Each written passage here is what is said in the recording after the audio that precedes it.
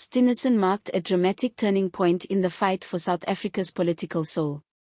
He was uncompromising, incisive, and unflinching, speaking with a confidence that pierced the usual political doublespeak. This administration has reduced our parliament to a theatre of lies. Ramaphosa's administration is smoke and mirrors, an appearance of leadership, concealing entrenched corruption, betrayal, and rot. Steenhuisen said he blamed the ANC for disintegrating into an apparatus of bickering, greed, and self-interest, adding that South Africans had been taken hostage by a political mafia that places the party above the people. 4 years before, Ramaphosa was the apparent reformer, a promise of a new dawn by a leader. But in the view of Steenhuisen and millions of disappointed citizens, that dawn never arrived.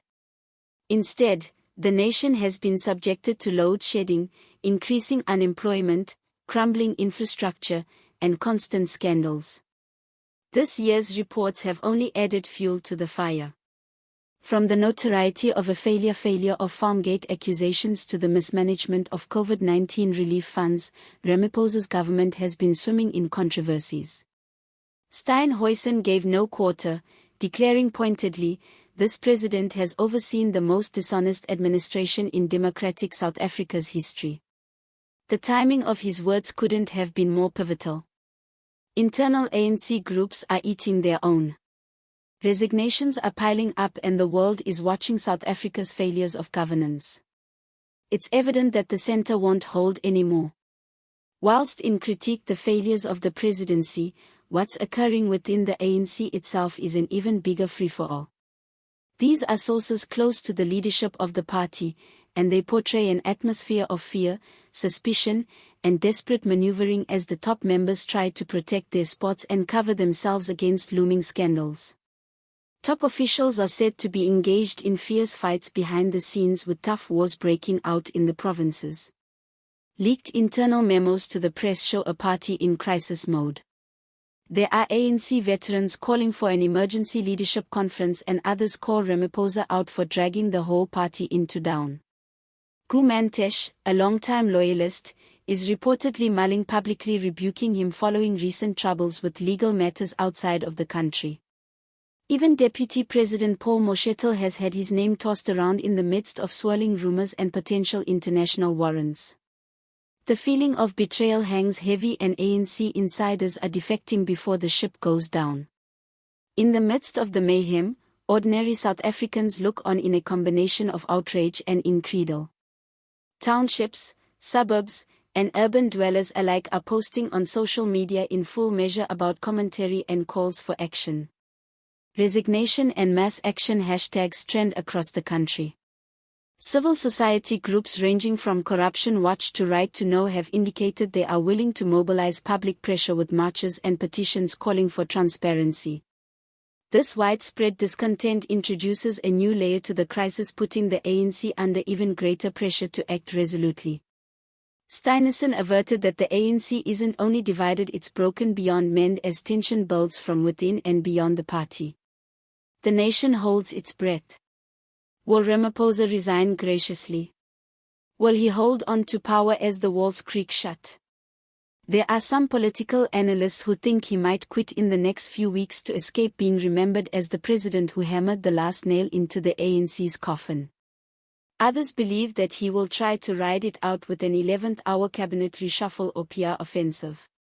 Political analysts have observed that the international stakes of recent developments cannot be overemphasized.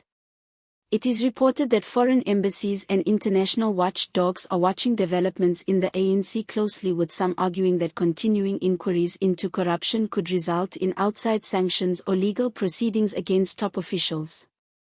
South Africa's reputation on the international stage is on the line, and the world waits to see if the nation can live up to the ideals of rule of law and democratic responsibility. But as Steenhuisen indicated, the moment has already passed.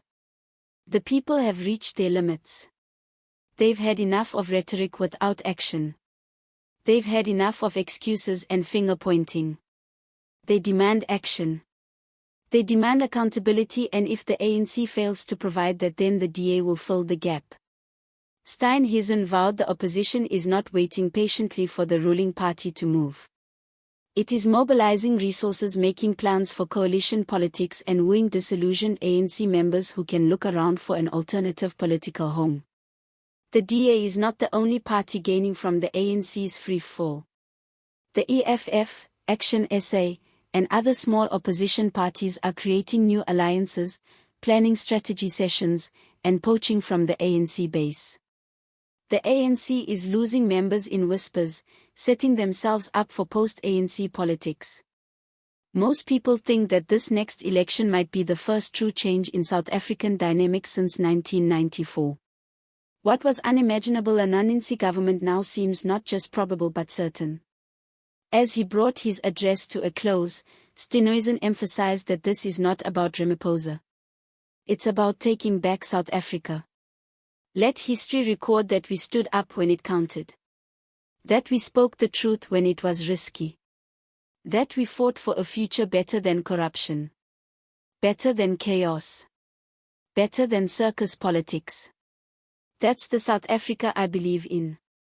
And that's the South Africa we are going to build together, he asserted. His speech was unambiguous. The battle lines have been drawn and war has broken out for the soul of South Africa. Fire and brimstone are no longer the sole preserve of Parliament. They have been taken outside into the streets, the media, and the collective psyche of every citizen. Experts say that the coming weeks could be the make or break period, not just for the survival of the ANC, but for the course of South African democracy. Protests, public hearings, and media revelations are likely to escalate, with the governing party facing unprecedented pressure. If you've read thus far, you appreciate the enormity of what is taking place. The narrative continues to evolve, with fresh revelations, leaks, and political machinations emerging daily. Now it's your turn. Subscribe to this channel and enable the notification bell so that you don't miss the next turn in this political drama. Join the discussion in the comments. Are you with me? Do you think the circus is finally done? Will Ramaphosa resign, or will the ANC try one last desperate move to salvage itself? What does the future hold without them? Let your voice be heard. This is your country. This is your time.